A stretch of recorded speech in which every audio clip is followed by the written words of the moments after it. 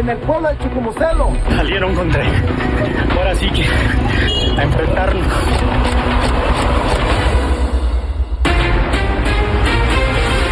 El 2024 se perfila como el año más violento para el estado de Chiapas desde 2015. En lo que va del año se han registrado 357 homicidios dolosos, son cifras oficiales. Sin embargo, las autoridades han minimizado el tema asegurando que la violencia está bajando. Dicen que se trata de una confrontación entre grupos y que la violencia solo azota algunas zonas. Por eso esta semana el sacerdote de Tuxtla Gutiérrez reclamó a las autoridades de esta manera. Con el presidente de la República y dice que él tiene otros datos, que no es cierto. Se va aquí con el gober de aquí y dice pues que es propaganda de los medios de comunicación que le trae mala voluntad. Pues ¿cuál propaganda? Si no ves un montón de muertos que están cayendo por donde quiera. ¿Cuál propaganda, señor? ¿Cuál propaganda, Rutilo? ¿Cuál propaganda? No inventes. Nosotros vivimos en las comunidades. Nuestros sacerdotes están en las comunidades rurales y ellos están viviendo y sufriendo esto. ¿Cómo que es mala voluntad de los medios de comunicación? Ay, Señor mío. Qué ganas de tenerte aquí enfrente, no para despreciarte, si ya sabe los datos. Y el ejército de manos cruzadas, ¿no? ¿Para qué le sirven sus metralletas y sus riflitos? Para decirle, si el pueblo se levanta, mira lo que les va a pasar. Guardia Nacional, ¿qué guardas? ¿Qué proteges? Si no pueden gobernar, pues que digan, pero que por lo menos acepten que no pudieron. Ataques a civiles, ataques en escuelas, quema de comunidades enteras. Así el panorama de todos los días en Chiapas. Anoche fueron retirados los bloqueos instalados en Chicomucelo y frontera con Malapa desde el 24 de agosto. Recordemos que el crimen organizado obligó a decenas de pobladores a participar en las protestas. Jonathan González, nos enlazamos contigo para saber cómo sigue la situación. Buenas noches. Selene, ¿qué tal? Muy buenas noches. Efectivamente, como tú ya lo comentas, pues la tensión continúa en la región de la Sierra Fronteriza de Chiapas, debido a que justamente el día de ayer cientos de elementos del Ejército Mexicano y también de la Guardia Nacional, pues de alguna forma también desalojaron a todos estos pobladores que mantienen pues algún tipo de un bloqueo en carretero en esta zona del estado, pues sobre todo para impedir, ellos mencionaban, que precisamente personas ajenas a sus comunidades pues ingresen a estas zonas. Sin embargo, pues precisamente se ha dado a conocer que también pues los pobladores tanto de frontera con Malapa, pues quienes no pudieron salir ante la violencia que se ha generado, pues también están siendo obligados a participar en estos bloqueos, como hemos dado cuenta en varias ocasiones. Y justamente anoche, en este bloqueo que estamos viendo en pantalla, pues se trata de el que se encuentra a tan solo 200 metros del batallón, del 101 Batallón de Infantería del Ejército Mexicano, el cual fue retirado con gas lacrimógeno y también con algunas luces de bengala, por lo que también se habla de que algunas personas, algunos pobladores pues resultaron con heridas, mientras que otros están desaparecidos hasta el momento porque huyeron hacia las montañas ante la violencia que se generó entre este enfrentamiento con las fuerzas federales. También, la irrupción del Ejército Mexicano en esta zona de la sierra. También hubo desalojo en algunos puntos de la sierra que son Puente Tres Maravillas, Puente Río La Junta y también en el desvío a San José Las Chicharras. En este último punto de San José Las Chicharras, que colinda entre frontera con Malapa y Chicomucelo, precisamente ayer se agudizó la violencia por el enfrentamiento que existe entre los dos grupos criminales y que al menos hasta el día de hoy pues también continúa esta guerra que han comenzado desde el 2021, pero que se ha agudizado precisamente desde el 19 de julio de este año. Selene, y decirte también que precisamente hace unos días, para ser exactos, el día lunes, pues se anunciaba que 600 elementos del Ejército Mexicano pues ingresaron a esta zona de la Sierra Fronteriza para fortalecer la seguridad de las y los pobladores.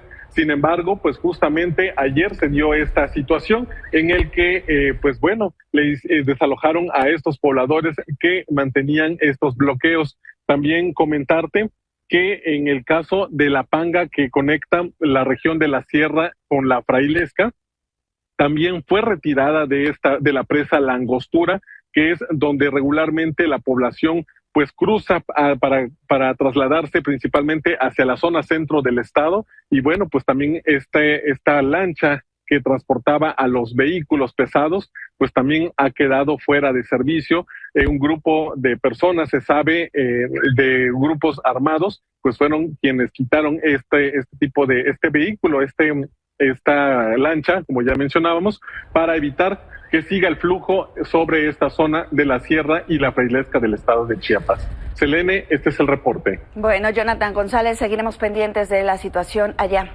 en Chiapas. Gracias, buenas noches. Muy buenas noches. Y otro caso que sigue en la impunidad es el de los 43 normalistas de Ayotzinapa. En 20 días se cumplen 10 años de su desaparición y en este contexto, hoy se informó que fue recapturado Gildardo López, alias El Gil, presunto líder de Guerreros Unidos y testigo clave, señalado además como autor material de la desaparición de los estudiantes la noche del 26 de septiembre de 2014. Vamos a enlazarnos al penal del Altiplano con mi compañero Mario Rodríguez. Mario, por favor, danos más detalles. Buenas noches. Excelente noche, Selene, te saludo a ti y todo el auditorio. Fíjate que Gildardo, pues fue ingresado a las 6 de la mañana de este viernes, en que es el Centro Federal de Readaptación Social, el Altiplano, ubicado en el municipio de Almoloya de Juárez, aquí en el Estado de México. De acuerdo con algunas fuentes consultadas por Milenio, pues nos refieren que lo hizo en medio de un fuerte dispositivo de seguridad, el cual fue encabezado en este caso por la Secretaría de la Marina. Posteriormente nos refirieron que alrededor de las 16:35 también de este mismo viernes, pues concluyó su registro formal y pues ya es una persona que está justo interna en este Centro Federal de máxima seguridad. En este sentido, la única información que se ha proporcionado por parte de las autoridades es que aparentemente fue detenido por su presunta participación en delitos contra la salud. Y es que hay que recordar, este personaje aparentemente es clave en lo que es la desaparición de los 43 normalistas de Ayotzinapa, documentada en Guerrero, toda vez que, de acuerdo con información proporcionada por la propia Secretaría de Gobernación en un informe que ellos mismos detallaron y publicaron en septiembre del año pasado, a través de algunas entrevistas, pues dan a conocer que Gildardo, pues tenía alguna relación con algunos otros líderes criminales y pues incluso tenía conocimiento de qué es lo que había sucedido con los propios normalistas. Sin embargo, en 2019 fue absuelto por su presunta participación en el delito de privación de la libertad. Sin embargo, varios años estuvo fuera de la mirada pública. No obstante, algunos de los padres de los normalistas, señalaron que era necesario volver a detenerlo, toda vez que, ellos suponían que había algunas inconsistencias en sus declaraciones. En ese sentido, ya fue detenido la noche del jueves, ya se encuentra en este penal de máxima seguridad y, estaremos pendientes sobre cómo avanza este proceso judicial, toda vez que, si bien lo requieren en el estado de Guerrero, lo cierto es que está interno en el Estado de México. En este sentido, hay la posibilidad de que la audiencia se celebrada de manera presencial justo aquí en los juzgados federales o bien de manera remota. Bien, pues vamos a estar pendiente también de todos estos datos que pueda dar la Fiscalía. Recordemos que él fue liberado por haber sido presuntamente sometido a actos de tortura. Y tras justamente haber ingresado a prisión, se convirtió en testigo protegido de la Fiscalía Especial para este caso, para el caso Iguala. Importante lo que tenga que decir, porque también había señalado a las fuerzas militares de haber participado. Ya estaremos muy pendientes de lo que suceda tras su recaptura. Gracias, muchísimas gracias por tu información. Buenas noches. Gracias, excelente noche. Buenas noches.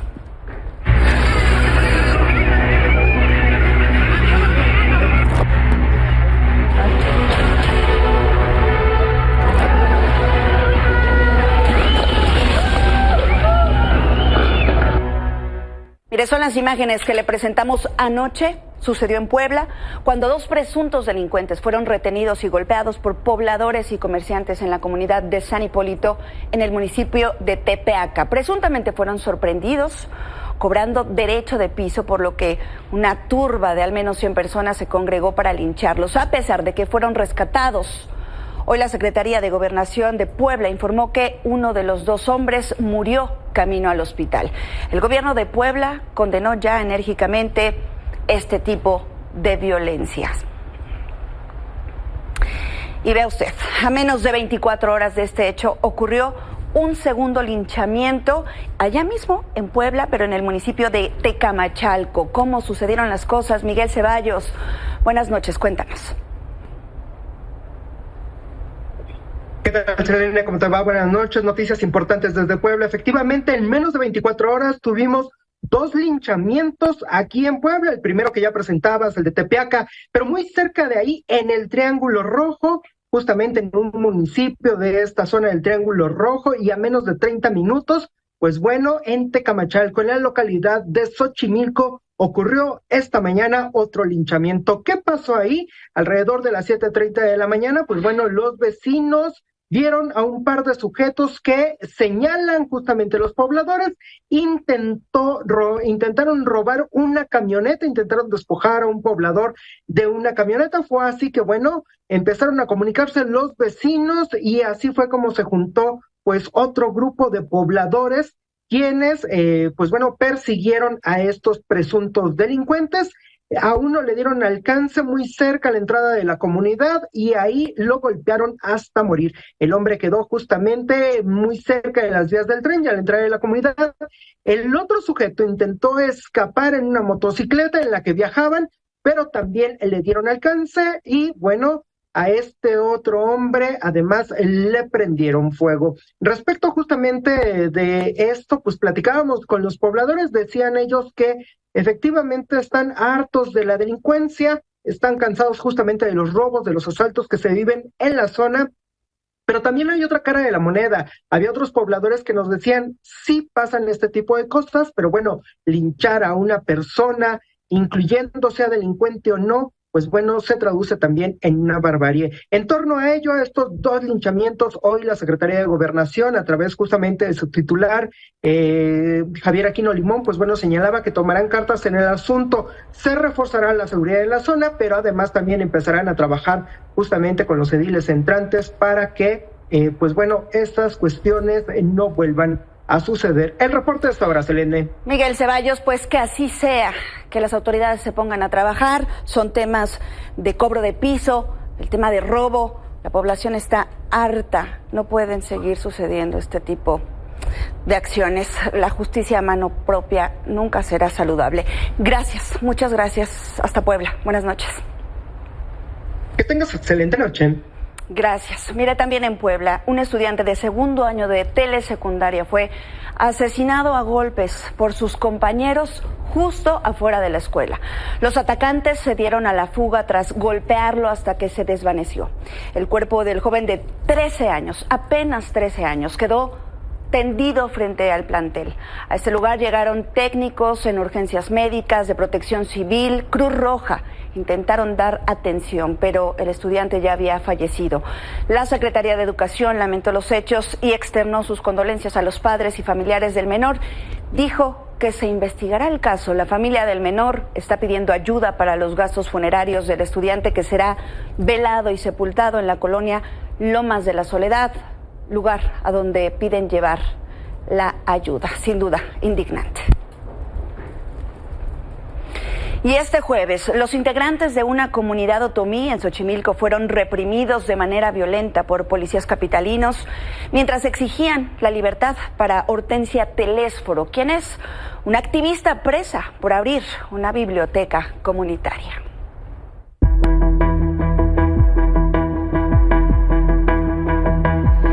A los golpeadores y llegaron golpeadores a querer reprimirnos, a querer encarcelarnos. Compañeros, mira, nos mandaron golpeadores a querer reprimirnos, formarles que estos policías mandaron a estos golpeadores para seguirle golpeando a nuestros compañeros. ¡Ayude, por favor! ¡Ay, no puedo!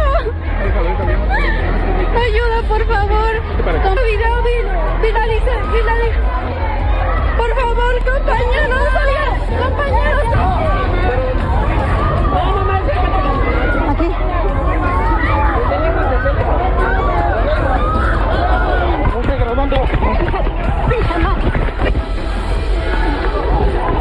Cuando aproximadamente 30 personas que identificamos como golpeadores de la alcaldía Xochimilco se acercaron y sin ningún miramiento golpearon a mujeres de la tercera edad, adultos mayores, jóvenes. A mí me tocó recibir los golpes porque fui directamente a intentar rescatar, salvar a un compañero.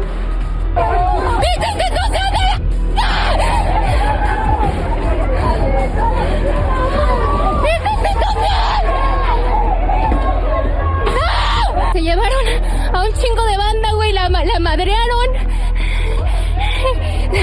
Solo por venir a exigir que dejaran libres a los compañeros.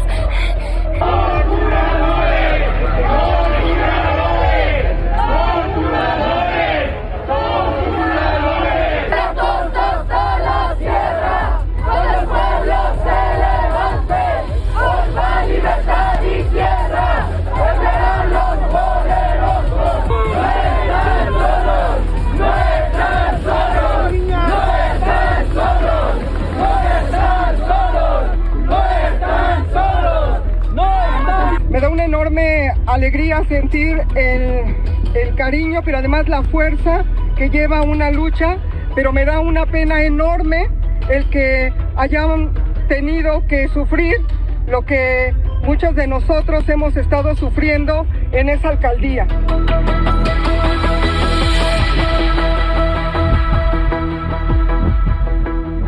Bueno, el jefe de gobierno de la Ciudad de México, Martí Batres, habló sobre estos hechos y pidió que no se judicialicen los problemas sociales.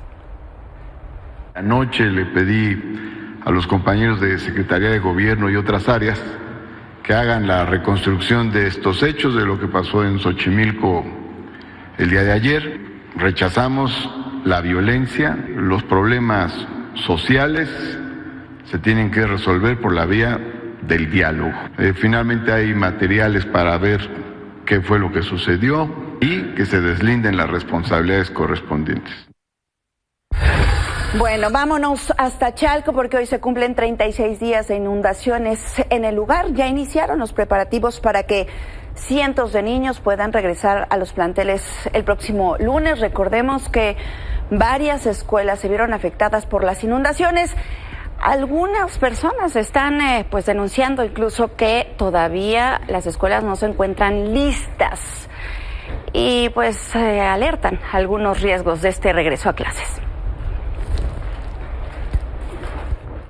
Aquí en la primaria Carmen Cerdán, la verdad estamos muy preocupados. Hace unos minutos acabo de comunicarme con mi supervisor escolar y efectivamente él me confirmaba que el día lunes ya están programadas algunas ceremonias en algunas escuelas, pero eso me preocupa aún más. Las condiciones de acceso a la escuela están muy complicadas. Nos entregaron un kit de limpieza, un costalito con algunas escobas, detergente, jabón, y eso fue todo. Aquí en la escuela no me garantizaron dos cosas que yo les pedía: la red del drenaje, que me limpiaran y sanitizaran todos los salones.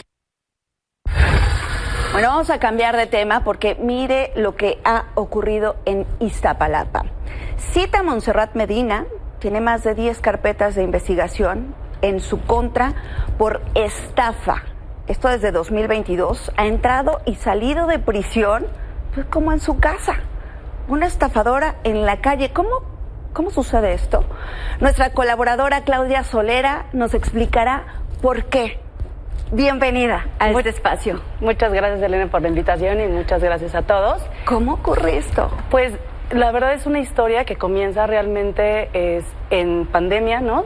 También hay que ubicarla también después del sismo, porque la primera denuncia que a mí me llega es precisamente de una víctima del sismo. Fue una de las personas que se quedó atrapada en Álvaro Obregón 286, quedó con muchas secuelas, se llama Don Zenaido, a él le da cáncer de garganta, se encuentra a ella en la alcaldía de Iztapalapa y le promete que le va a ayudar a obtener un crédito para que pueda sacar una tienda de abarrotes. Ah, es la persona que estamos viendo en pantalla ahí. Ella es. Cita Medina López, ahí la tenemos. Ahí la tenemos. Entonces, ella le promete a Don Zenaido que lo va a ayudar para que pues ya no esté trabajando tanto porque quedó como muy afectado pues el sismo, y entonces le pide 12,000 pesos de ayuda y ella desaparece. Entonces, cuando él me cuenta la historia, porque yo había estado en cobertura precisamente con víctimas del sismo, yo no podía creerlo, ¿no? Que supuestamente en México somos muy solidarios con las personas que quedaron afectadas en el sismo y resulta que las estaban estafando. Después de esa historia, en verdad, a través de redes todo el mundo me comienza a buscar porque resulta que no era el único. Después me empiezan a buscar de un grupo de santería que estafó, que iban muchas personas que se habían quedado sin trabajo, ¿no? O sea, estamos ubicándolo en tiempo de pandemia que fue muy difícil para todos, y me dijeron que había estafado a decenas de personas, y digo, les había prometido que les iba a dar una plaza para entrar a la alcaldía. Entonces fueron, en verdad era así impresionante las carpetas. Híjole, ¿cuánto les pedía? Es que va dependiendo. Por ejemplo, a don Zenedo le pidió 12,000, o sea, los que les pedía crédito, o sea, depende el sapo, depende el sapo, la pedrada, ¿no? Y a otros 2,600 o a otros 3,500. Y entonces sigue la historia, pero todo el tiempo me dicen que sigue estafando, y ahora me busca directamente la miss del kinder de su hijo. Resulta que tiene un bebé de 2 años, lo mete al kinder y estafa a la propia maestra del niño. La miss se queda sin trabajo, ya no le dan trabajo para el próximo ciclo escolar, y le dice que la va a ayudar y le pide 3,500 pesos. Cuando saco esta historia, me busca precisamente una señora que trabaja en Iztapalapa, que trabaja con un grupo de recolectores de basura, que también estafó a 33. Y entonces ella sí denuncia, le voy a poner Mariana, ¿no? Para cubrir su identidad, tenemos la carpeta de investigación, tuvimos acceso a todo, la detienen, va a parar a Santa Marta 3 días, la liberan porque supuestamente habían llegado a un acuerdo donde iba a pagar, ¿no? O sea, los daños, la reparación del daño, y volvió a escaparse, no volvió a llegar a las audiencias, que las tenía precisamente muy cerca de aquí en la Doctores, no se volvió a presentar, y ahí es cuando estafa a la maestra del niño, a la maestra de su hijo, a la directora del colegio. Entonces, y a las ha estado una vez en prisión. Exactamente. Salió prometiendo que iba a reparar el daño, que se iba a presentar, no lo hizo y todavía sigue estafando gente. Pero aquí algo bien importante que tenemos que saber es que ella se hace decir que es del partido Morena, ¿no? Tiene fotografías. Sí, ya las vimos. Sí, tiene fotografías, ¿no? O sea, con el propio presidente, con Claudia Sheinbaum, con Clara Brugada, con Gerardo Noroña, la verdad es que con la élite del partido, y ella dice que es de ahí, aunque tenemos que saber que la alcaldía de Iztapalapa ya se deslindó. Ella sí fue servidora de la Nación al principio del sexenio. Pero ya la alcaldía de Iztapalapa dijo que ya no trabaja con ellos. A ver, ¿y sigue teniendo orden de aprehensión? Claro, ¿Hay denuncias? por supuesto. La están buscando. Sí. Bueno, eso esperaríamos. Eso esperaríamos. Y 10 se quedan cortas, porque son las 10 primeras que tuve, más 2 otras en el Estado de México, una en Zumpango, otra en otro municipio, y ahora está... Bueno, pues mira, ya la tenemos en pantalla, si la reconoce, pues por supuesto denúnciela, la están buscando las autoridades. Y también te voy a decir algo, Claudia. Una lección también, porque nadie debe de pagar por una plaza, nadie debe de pagar por trabajar. Sí. Entonces, Selene, también es corrupción, por supuesto. Selene sí, es real. Sin embargo, también hay que entender que es gente, la mayoría de muy escasos recursos, ¿no? Muy afectada. Y pues sí, o sea, también que la gente sepa que nadie te va a dar un trabajo si pagas por ello. O sea, también entender esa parte es muy importante. Sí. Qué bueno que haces precisión en eso. Por supuesto, pero mira, 10,000 pesos tiene, no compre una plaza, compre algo, genere un negocio pequeño, siempre va a ser mejor. Pero bueno, ahí está el rostro de esta mujer, la están buscando las autoridades, y ojalá pronto deje de estafar a tanta gente. Claudia, gracias. Así sea. Te esperamos aquí pronto con más historias. Claro que sí. Gracias, buenas noches. Buenas noches. Con esto vamos a hacer una pausa, pero no se vaya antes del corte. Mira usted lo que pasó en Hermosillo. Pobladores reportaron que una enorme grieta se abrió con varios metros de profundidad. Esto en el ejido de Cruz Gálvez, en Sonora. Eso no es todo, mire, también fueron testigos de cómo literalmente varios animales fueron tragados por la tierra. Los pobladores señalaron que no es la primera vez que ocurre. Mire nada más esta imagen. Aquí vemos esta grieta en el ejido Coronel J. Cruz Gálvez. Pues no sé si CONAFOR podrá ayudarnos en estos lamentables hechos, pues aquí que se raja la tierra. No sé si sea por evolución de tierra. Miren, aquí vean cómo se nos cayeron estos animales a la zanja, ahí se los tragó. Mala la temporada. Y ahora con esto, Aquí se cayó una becerra para acá para adentro, no.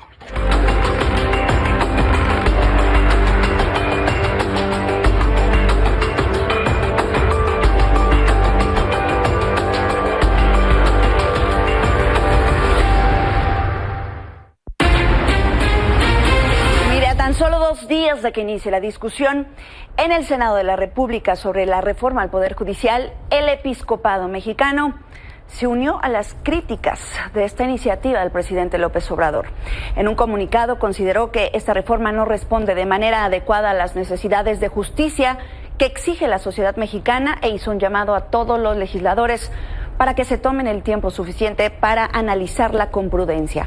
Consideró que la iniciativa que se discute en el Congreso afecta a la autonomía judicial y pone en riesgo la división de poderes que establece la Constitución de México. Y ayer también le informé de los 43 legisladores de oposición del Senado que habían cerrado filas y anunciaron su voto en contra de la reforma al Poder Judicial. Bueno, pues hoy el presidente López Obrador les envió un mensaje desde la mañanera. Quiero dirigirme a los senadores con todo respeto para que actúen con independencia, con libertad. No le conviene a México mantener un poder judicial sometido a la delincuencia. A los senadores les va a tocar, porque es la historia, es decidir de qué lado están. No hay término medio entre defender los intereses de una minoría privilegiada o defender los intereses del pueblo de México. No son tiempos de moderación, son tiempos para la definición. ¿Quiénes son estos 43 senadores a los que se refiere el presidente López Obrador? Los de oposición, que ya dieron su palabra de votar en contra de la reforma al Poder Judicial. Los ve en pantalla. Figuran nombres de panistas como Marco Cortés, Ricardo Anaya, Lili Telles, Enrique Vargas, entre otros, y del PRI.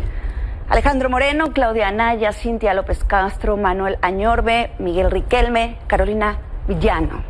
Del lado de MC se encuentran Alejandra Barrales, Clemente Castañeda, Luis Donaldo Colosio, Amalia García y Daniel Barreda. Y por último, el senador sin partido, expulsado de la bancada del PRI, Manlio Fabio Beltrones. Ellos son los que están bajo la lupa, porque uno solo de sus votos podría definir la reforma al Poder Judicial. Bueno, día 19 de la suspensión de labores en el Poder Judicial y continúan las protestas de los trabajadores. En esta ocasión fueron al Senado de la República y a la Bolsa Mexicana de Valores, donde advirtieron los riesgos económicos de la reforma.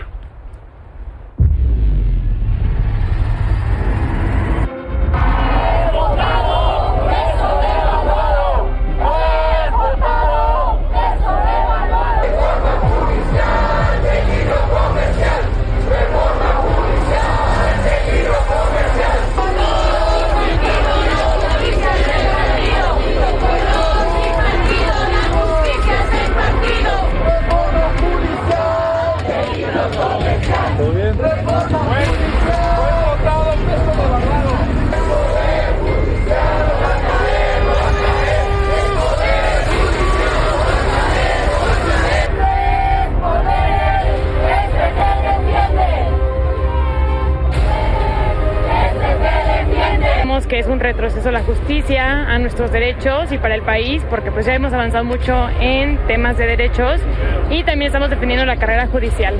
Perfecto, muchísimo.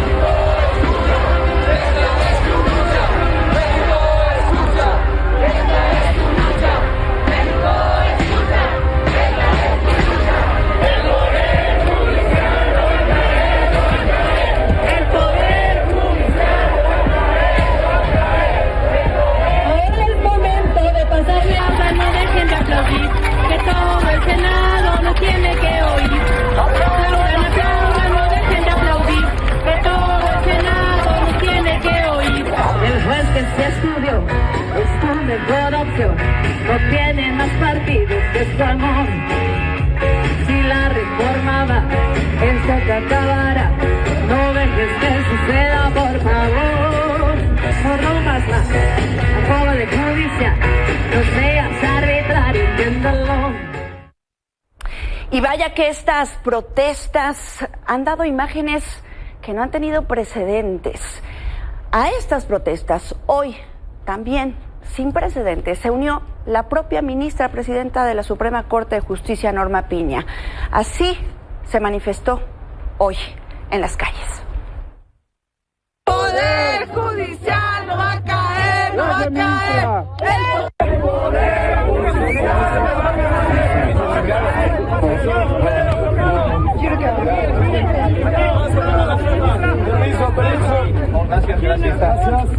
Gracias. Hasta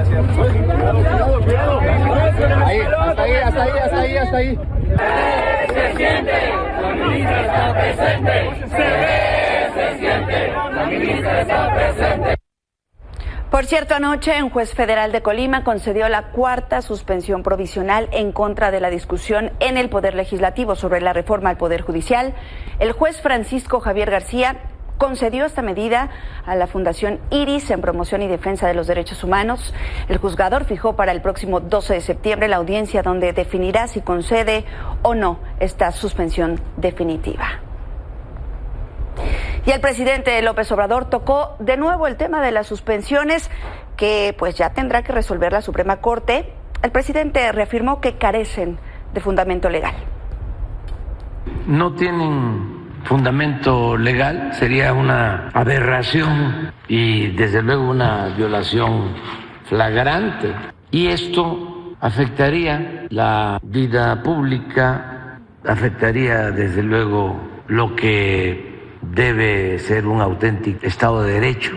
Sería como optar por la ley de la selva. Entonces no creo que eso prospere. Y en este mismo tema, congresistas de Estados Unidos expresaron su preocupación por la inminente aprobación, lo que parece una inminente aprobación de la justicia, de la reforma judicial en México. 10 legisladores enviaron una carta a la representante comercial de Estados Unidos pidiendo que se cuide el cumplimiento del Tratado de Libre Comercio, el TEMEC, ya que dicen muchas de las reformas propuestas en México parecen comprometer el acceso de los inversionistas estadounidenses a un marco regulatorio estable, predecible e imparcial. En la misma misiva también se pidió una respuesta por escrito a 6 preguntas relativas a los efectos de la reforma a largo plazo, tales como cuál es el impacto que las reformas tendrían en las empresas, en las inversiones estadounidenses.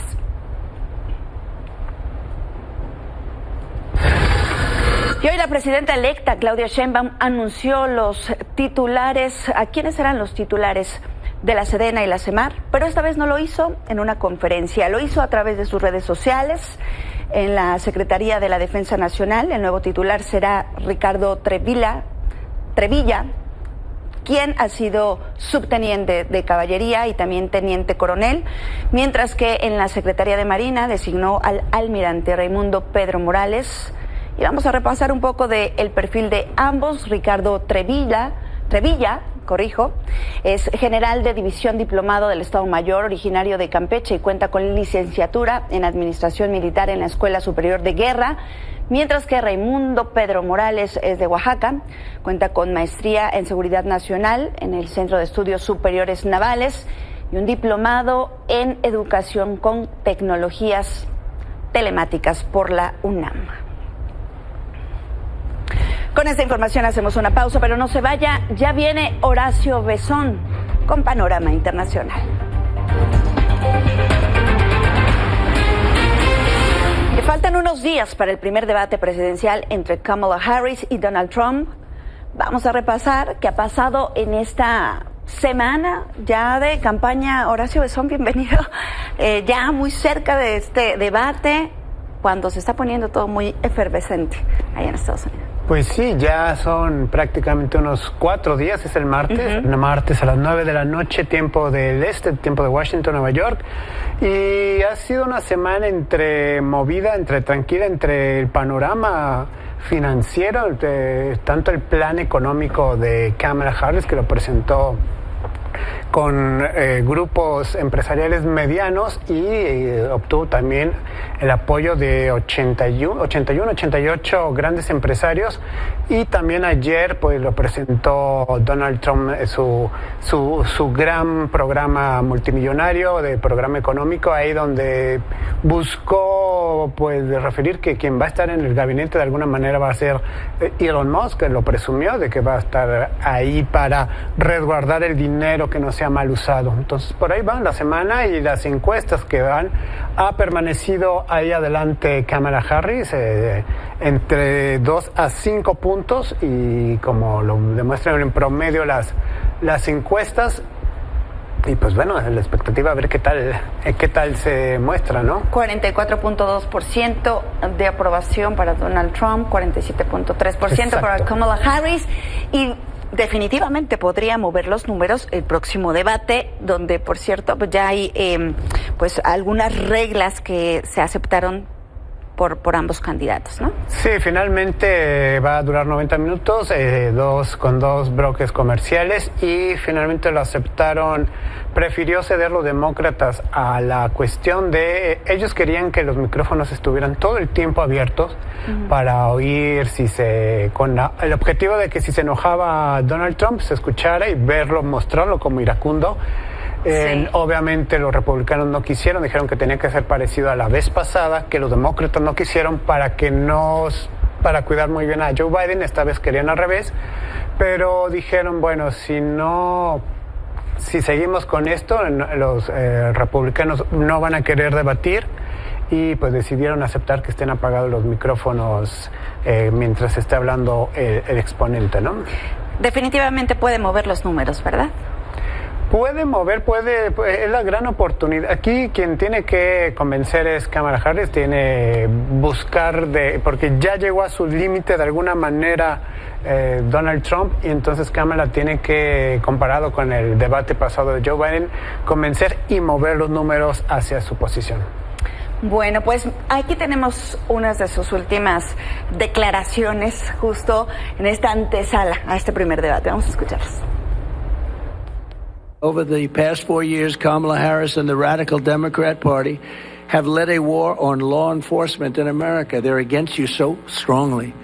As a result, families that do everything right and carry this country on their shoulders have watched helplessly as their communities dissolved all around them. She's right now practicing. Do you know that? She's in Pennsylvania, and she's practicing for the debate. She's locked herself in a room. She's got a lot to learn. She's locked herself in a room, and they have one problem. You know what the problem is? They have MAGA people outside screaming, "We love Trump, we love Trump, we love Trump," and they can't focus. That's why Kamala and I are so proud of our record. The greatest job creation record of any single presidential term in American history, because of you. Earlier today, we learned the economy created another 142,000 jobs last month.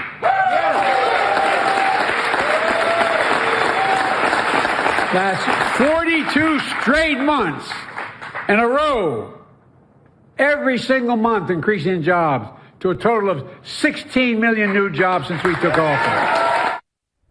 Bueno, así las cosas. Y para Donald Trump, una buena noticia que celebró, pues no se darán los resultados de este proceso legal, ¿no? Que siguen en su contra, y eso me parece que le beneficia, ¿no? Sí, un fallo más en torno a la cuestión de si pagó o no para el silencio del caso de la actriz porno Stormy Daniels. Sí, ya el juez hoy ya se venía la sentencia y decidió aplazarla hasta después de las elecciones, y eso le da cierto descanso, y si gana, claro, pues tener el poder para mover las fichas. Bueno, Horacio, pues vamos a seguir pendientes. Seguramente platicaremos aquí la próxima semana. ¿Y cómo fue el debate? ¿Cómo nos fue el debate? Gracias. Buenas noches. Buenas noches. Gracias.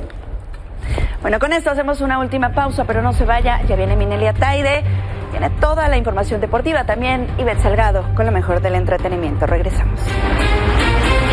Qué bueno que continúa con nosotros, porque ya están con nosotros Mineli Ataide e Ivette Salgado en la mesa que me encanta con ustedes, chicas. Hola, claro que sí, muy buenas noches. La verdad, nos divertimos mucho, nos reímos mucho y disfrutamos mucho la información. Y de eso se trata aquí, ¿no? Oigan, y cómo no estar de buenas y cómo no ponernos en este mood con Beetlejuice, porque ya se estrenó justamente esta semana, y la verdad es que esta secuela de Tim Burton, después de 35, 36 años de haber estrenado esa primera parte, pues se vuelve un referente para la cinematografía y un obligado ahora para este fin de semana prácticamente, porque ya hay reseñas que están comentando que esta supera por mucho a la primera parte y vamos a ver, ¿no? Vamos a ver, ¿no? Mientras tanto, pues esto es parte de lo que el elenco y Tim Burton dicen sobre su regreso y sobre cómo abordar nuevamente a estos personajes. I remember just even the first day shooting with Catherine and Winona, I mean, and then Michael, you know, the original cast members, I was surprised how emotional I got. You know, it was like, I almost start crying. It was like, it sort of surprised me because I didn't really expect that to happen. It's not a movie that could have been made in like 1989.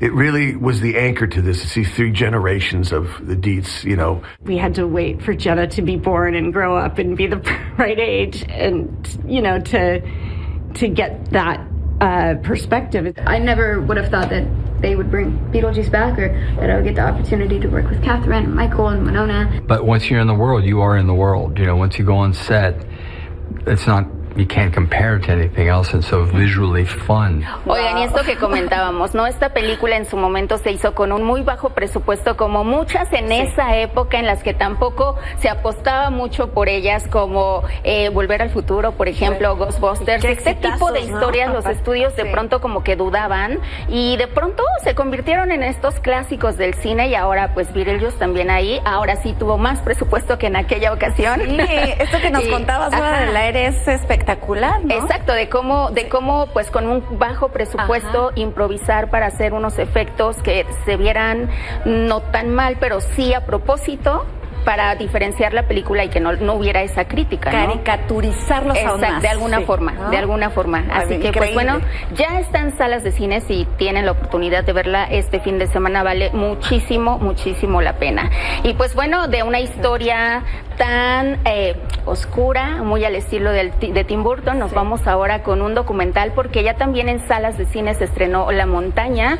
Este es un trabajo que realizó nuestro compañero Diego Enrique Osorno respecto al viaje de un grupo de zapatistas a Europa en 2020. Todo lo que pasó en ese trayecto, en esa aventura marítima, pues quedó registrado en un documental que ya pueden ver en salas de cine, y esto es parte de lo que comenta Diego respecto a echarse un clavado al pasado y revisar la historia zapatista a bordo de este navío.